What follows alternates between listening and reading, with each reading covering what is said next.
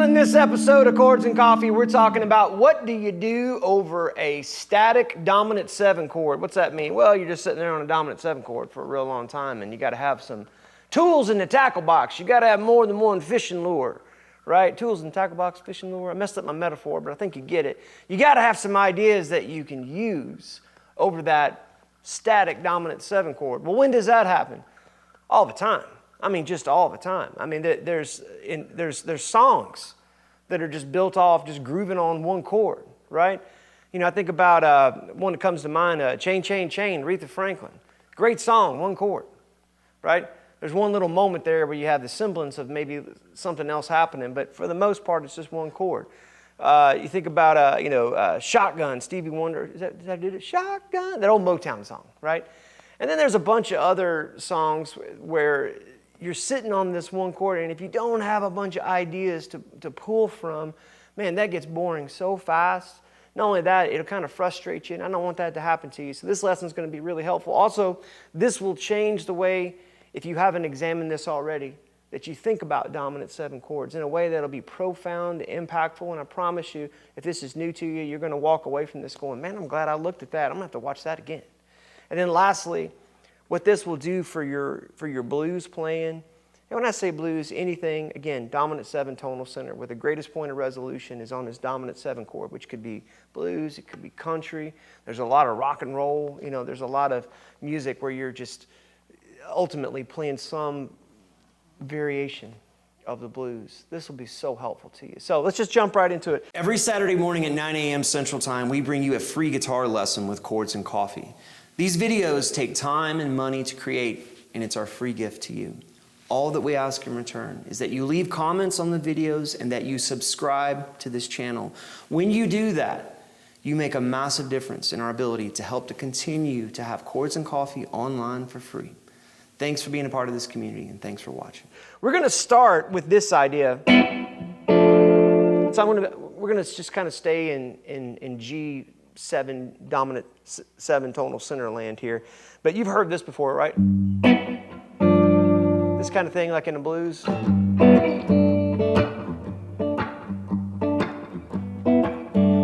Well, that little maneuver is going to open up an idea that later, this might be a Mr. Miyagi moment for us here.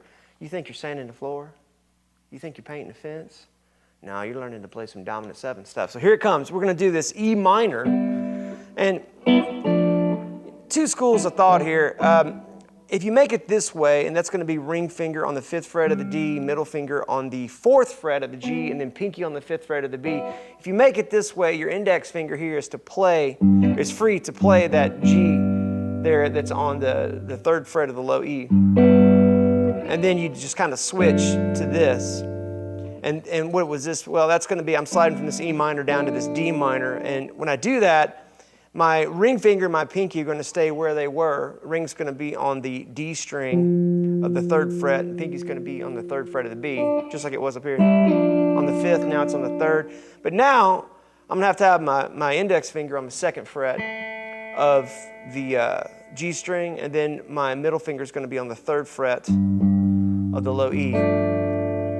But for this exercise, I just want to focus on these top strings. One of the things that you find is usually if you're in a situation where the band is grooving just on one chord like that and it's funky, it's probably better that as guitar players that we just don't even play bass notes in that situation, because we can kind of get out of the bass player's way, and if all of a sudden that bass player tricks us and goes to something else, no problem, because we haven't really committed to anything down there, right? So for that example, we're just going to use let's do our middle finger here on the 5th fret of the D. Index is going to be on the 4th fret of the G. And then our ring is going to be on the 5th fret of the B for E minor. And then after that, I'm sliding down here to this D minor. This is going to be middle finger on the 3rd fret of the D. Index finger is going to be on the 2nd fret of the G. And then ring finger is going to be on the 3rd fret of the B. So that's going to be E minor to D minor. So then, let's do the same thing up here. So we're going to have our ring finger now on this E minor. This is going to be on the 9th fret of the D. Index finger is going to be, or ring finger is going to be on the 9th fret of the D. Index finger is going to be on the 1st fret of the 7th fret of the, oh, more coffee here, folks. What are we doing? ring finger, 9th fret of the D, index finger, 7th fret of the G, and then middle finger is going to be on the 8th fret of the B. Now slide that whole sheboing down the whole step. So this E minor 7 kind of idea, or E minor down here to a D minor 7 idea. And this is going to be ring finger on the 7th fret of the D, index on the 5th fret of the G, and then middle finger on the 6th fret of the B. Now I'm going somewhere with this. You probably already figured it out.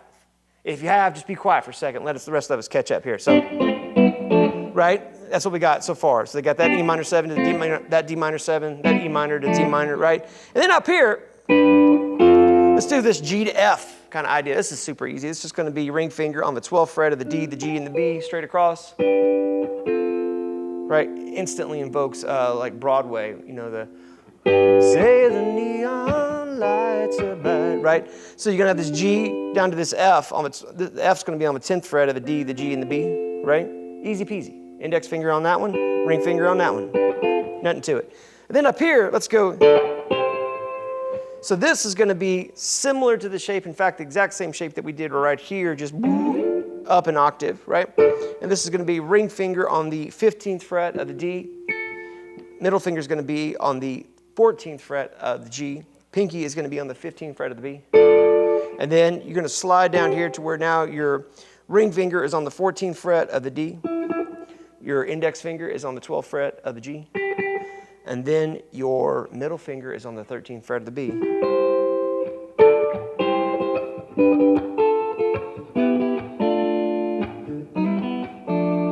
Oh, I should have done it like this. Yeah. What did I just do? Okay, when you're thinking about a dominant 7, from now on, you can think of that as a G chord that's got an F natural added onto it, and that would not be wrong. In fact, that's very true. Easy peasy. In fact, a G7 chord is a G, a B, a D, and an F natural. Where does that chord belong? Well, like all dominant 7 chords, their natural habitat is they are the 5th of some key. In this case, G7 is the 5th of C. So if I take a C major scale and I spell that out, C, D, E, F, G, A, B, and then C, and I make chords out of all those, right? That 5th scale degree of the C major scale, that's going to be a G, and that chord that gets spelled out underneath that using all the notes that are in the key of C is going to be a G dominant 7. And that's just like a mathematical thing. That's just the order of these frequencies that we like to hear. That's how it works out every single time. You can take it to the bank. It's a guarantee. It's music theory, but it's a very, very powerful constant, right? And what's really cool about that is in the key of C, if I make all of those notes chords, meaning that major scale, and we've done tons of episodes on this. If you just go through the Chords and Coffee archive, you'll find this ad nauseum because it's really important. If I take all of those chords and I group them into 2 sections, the release chords, for the key of C, the release chords will be the C, the E minor, and the A minor, because they all share notes. But what we're focusing on now, this dominant 7, the tension chords are going to be this G7 and F. And actually, if we're making everything 7s, it's going to be G7, F major 7. Oh, don't forget the 2, the D minor 7, and then the 7, the B minor 7 flat 5. And what we just did there was essentially we took that C major scale in chords and just played the little inside notes of that.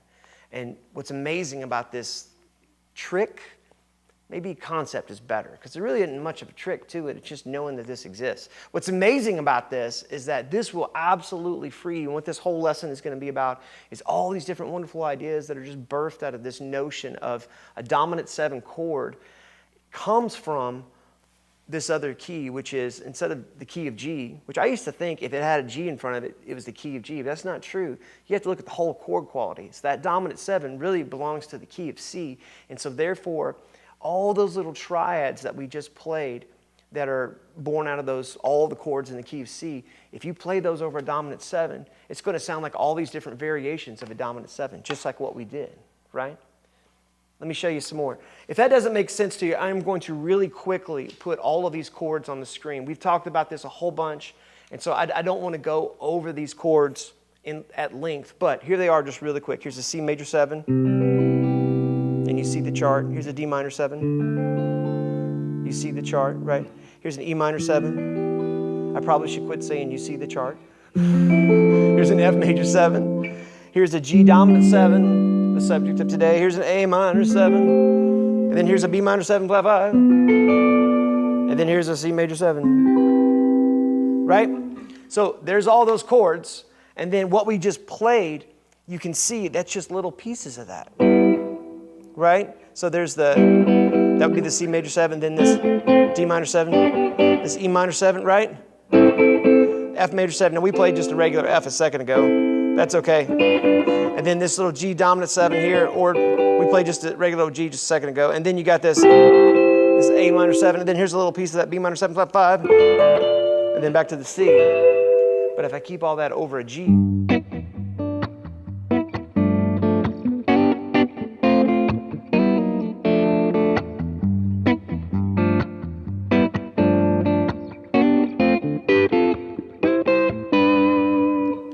it gives me some really cool ideas that make that dominant 7 chord live for a really long time. And that's really kind of one of the things that makes something funky, is how long can you stay on a groove without deviating from it. So you might be saying right now, Nate, that's great.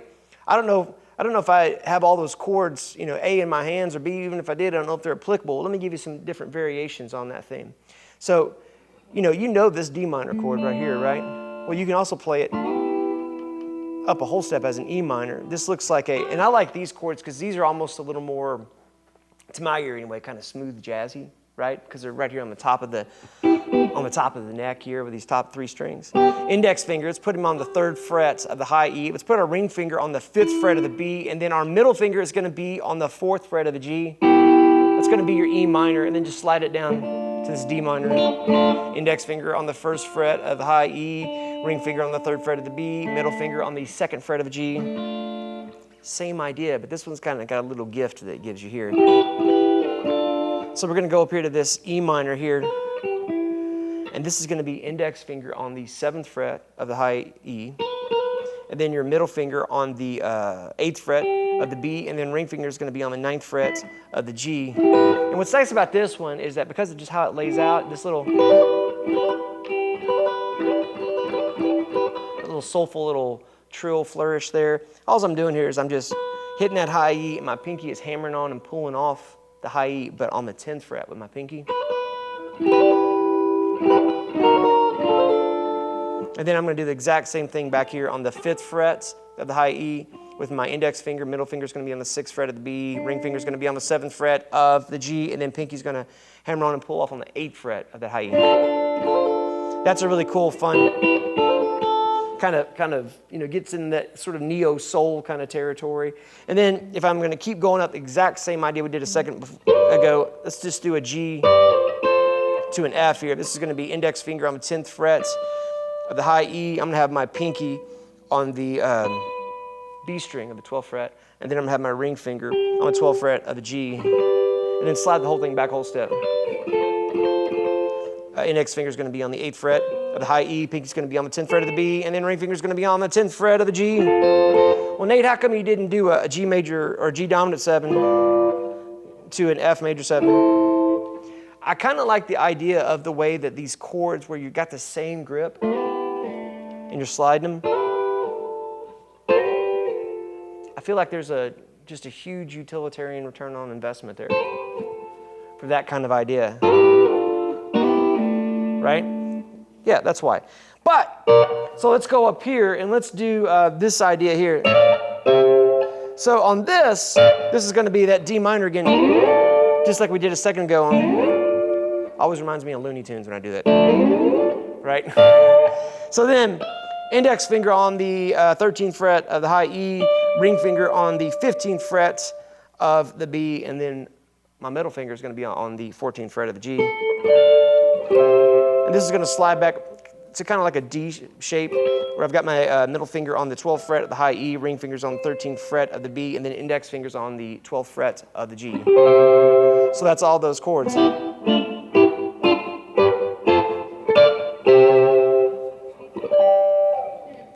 And And if you play all those over G, and actually the more I'm even hearing myself do this, it sounds less and less like I'm wanting to go to C and like I'm okay with just staying in that G, and like these are all different sort of variations of the G7. Well, Nate, wouldn't an E minor over G be a G6? Yes, it would. It surely would. But what we're doing here is we're trying to find ways to take that G7 and expand it out of that G, B, D, F natural into like a whole collection of chords because we want it to last, right? And so essentially we kind of step out just a little bit and we come back in, step out just a little bit and come back in, or try to find some sort of quasi-melodic. Well, it's got to be melodic, but it can't be so melodic that it sounds like the melody of the song because we're trying to create these rhythm parts, right, that are underneath it. And these are the tools that you use to do that. All right, let me give you some more. This one is one that's really fun. This is, now we're going to kind of embrace a few more notes.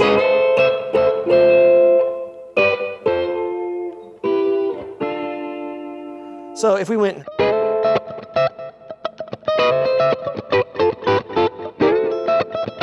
right, this is now, I told you before, when you're looking at the chords that kind of belong together in the tension and the release idea, over with this G7, you're going to have your D minor 7, you're going to have your F major 7, your G7, and your B minor 7 flat 5. This F major 7, if you're playing that over a G, it kind of gets in this 11 chord kind of territory. I did a whole lesson on that. Thumbnail looks like this. But it's by far and away one of my favorite ways to express something that feels like a dominant 7. Reminds me of like music from the What's Going On Marvin Gaye album where he uses that kind of feeling a lot, right?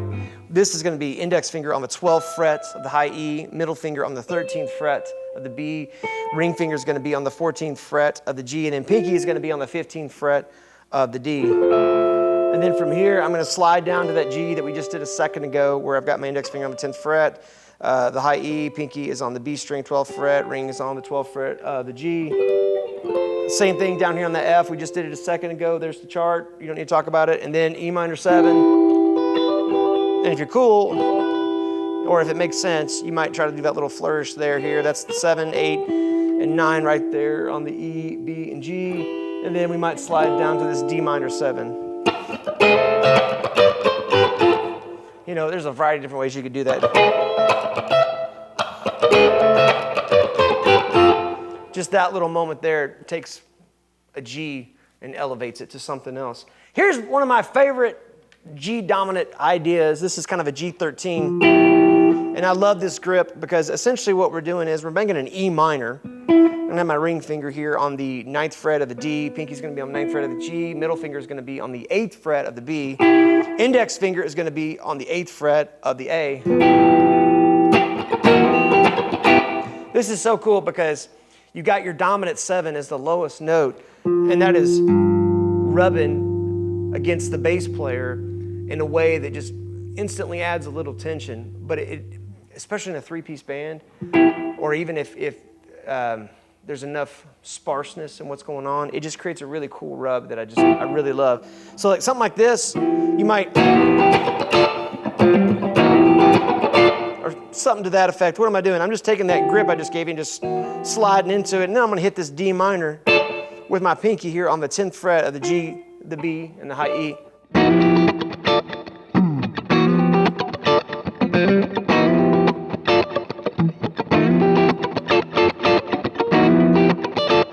You could sit there forever. Another idea that's similar to that is doing this G9 here.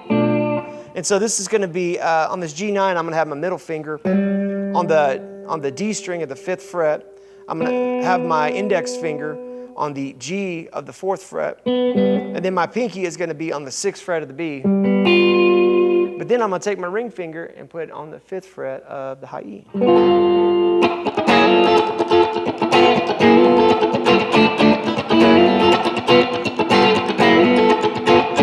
And then come back here and hit that B minor 7 flat 5. You know, this B minor 7 flat 5 with the G in the bass is a really cool, it ends up being a G9 chord, right? Because it's got an A in it and dominant 7. So this is going to be index finger on the 2nd fret of the A. This is going to be ring finger on the 3rd fret of the D. Middle finger is going to be on the 2nd fret of the G. Pinky is going to be on the 3rd fret of the D. And if you combine all that stuff,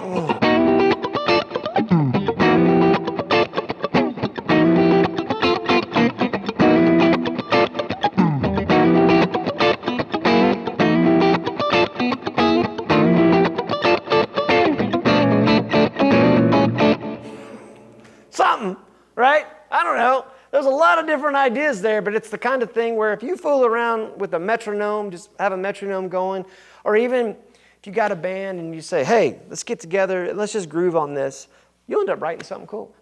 You'll end up writing something really cool because you're basically playing this dominant 7 groove and all these different flavors. Baskin Robbins, if you will, of dominant 7.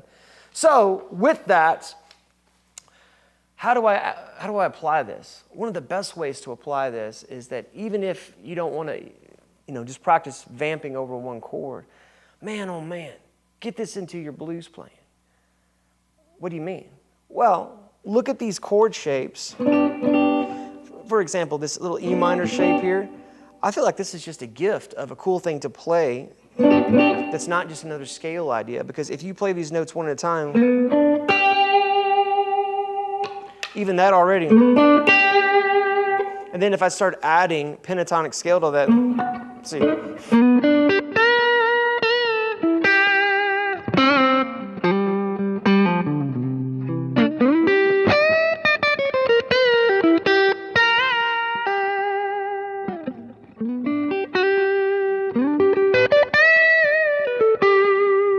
There's all these little notes and phraseology that I don't think I would have discovered had I not experimented with playing single note activities over these chords. How do I practice that? Well, I'm going to tell you. Grab one of these chord voicings, any one, doesn't matter. And just find one you like, and then look at that and say, okay, I need to play this one note at a time. Throw on a metronome or go to YouTube. You're already on YouTube right now. And you could just type in G blues backing track and experiment with that thing until you find a lick that sounds good to you. And when you find that lick that sounds good to you, work that thing. I'm not a great fisherman. I enjoy fishing when I can. I don't get to do it that much. But what occurred to me as I was thinking about this lesson is when you put a lure on a line and you throw that line in the water, if you just reel it in as fast as you can, you're probably not going to catch anything. If you reel it in and you start trying to experiment how to make that lure look like a living thing that might be appealing to a fish, that takes time. It takes the nuance of working the equipment to get that lure to do what you need it to do. And that's not much different than what we're talking about now. It takes a little time, takes a little nuance, takes a little finesse, takes a little just investment into yourself to find what you sound like. That's the goal with all this. I don't want you just to sound like another clone of SRV or insert your favorite guitar player here. I want you to sound like you, because I want to sound like me. You know why? Because we're doing life the best we can with the guitar in our hand, and we do that every Saturday morning right here on YouTube at 9 a.m. Friends, I appreciate you watching. Couldn't even say it. It's how much appreciation I have for you. Thank you for the privilege of your time. Thank you for hitting subscribe on these videos and for sharing these videos and your comments. I love it when you leave a comment and say, well, what about this? Or some of y'all know more about this than I do, and I'm not offended when you comment, especially if you correct me on something, because I'm still learning too. So thank you. Thank you for helping us build this Chords and Coffee community. We'll see you next Saturday for another Chords and Coffee.